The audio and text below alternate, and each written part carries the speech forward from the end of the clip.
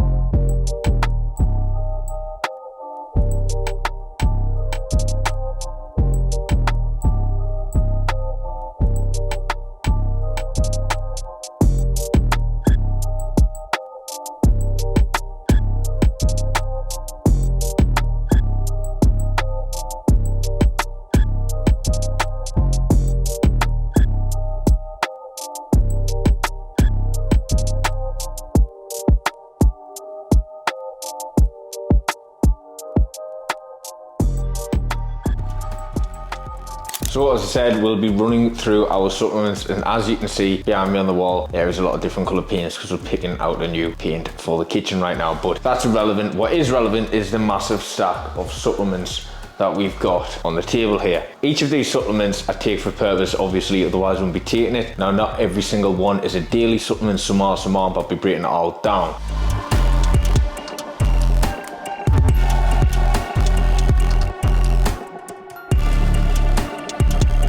First one up here is omega-3s, the essential fatty acids. Your body can't make these, so you need to get them from your diet, and you can get them from the fish or supplement. Now, I have a severe lack of fish in my diet right now just because of the ease of prepping and maintaining the same food. Fish doesn't keep all that well for a few days. I don't have it. A supplement, daily supplement, another daily supplement, collagen, the most abundant protein in the body. So I supplement with these: hair, nail, teeth, tendons, the rest of it. That's why I supplement with them. Another daily supplement, Alpha Men. This is pretty much, not all, but a very big majority of the vitamins that you'll need in your daily intake. Now, I'll not be getting everything through food, again, because of the food choice, the diet choice that I'm on right now, to keep things simple. Something with those daily.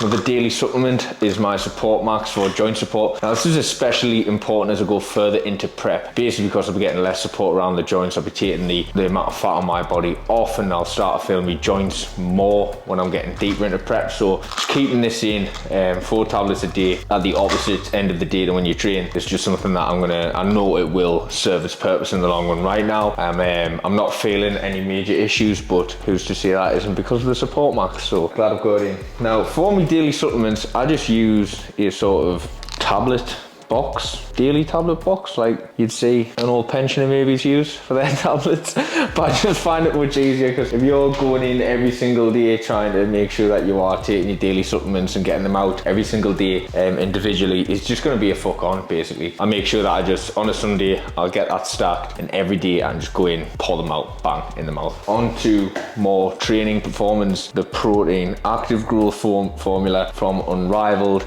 Now, this protein not only tastes unbelievable, the peanut salted caramel one, but it's probably one of the best protein supplements I've used in terms of the actual formulation of it. It's fantastic. Now, I don't really use this too much right now because I'm getting a lot of my protein from my diet, from real foods, from chicken, mince, turkey, all the rest of it. So I don't, the Greek yogurt, stuff like that. So I don't really need, and there's my dog kicking off, but I don't really need a supplement in terms of a whey protein supplement or protein supplement, except for my rapid recovery.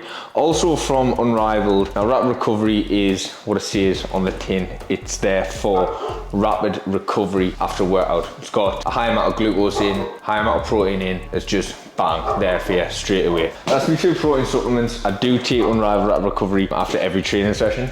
HR Labs Carb Up. Put this in every training session as well. It's just very quick digesting carbs while you're training, so you're making sure that you're not going to be flagging later on in them hard training sessions. If you're training legs, or I'm saying legs for an example, legs can be a long session, 1.5 to 2 hours in there, and you're obviously cutting back on food. I'm cutting back on food and prep, and I want to make sure that I maintain that energy throughout the workout. That carb up is just that extra carbs that could make the difference between me feeling like I'm really flagging or feeling like I've got that energy to push hard throughout the full workout. Basic, again, HR Labs. Basic is my creatine. It also has beta alanine in there for extra performance in the gym, so that's actually a great supplement. They've got the Boom Boom Berry flavour here, which is a limited edition flavour because we've got that limited edition thing. But yeah, HR Labs Basic. Take this every single day. Creatine, just started up. No code. Again, HR Labs. This is the essential amino acids. Got all the essential amino acids in for muscle protein synthesis. Put this in with my, put it on top. I'll put this in with my carb up for training.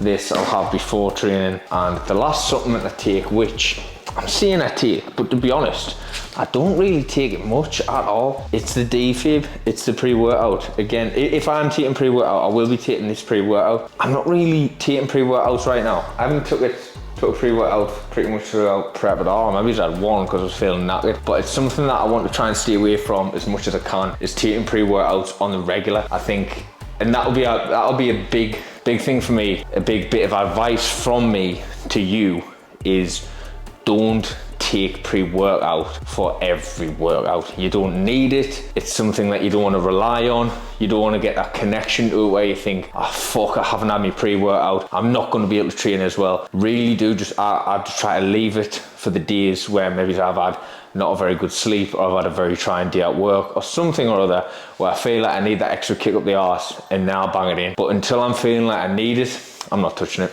You get these, I used to be one myself, little goblin for pre-workout goblin, but I stopped it. I thought, you know, this is probably not the best for us, banging in this amount of caffeine before I work out every time. I do like an energy drink now and then, and I drink a couple of coffees throughout the day, so taking that out is definitely something that I would recommend if you do take a lot of caffeine during the day. Try and stay away from your pre-workout, or take your caffeine out, one or the other, because it's not exactly the best to just be stacking that high. But yeah, that is my supplements that I take. You can see this scattered now, not as nice as it were first.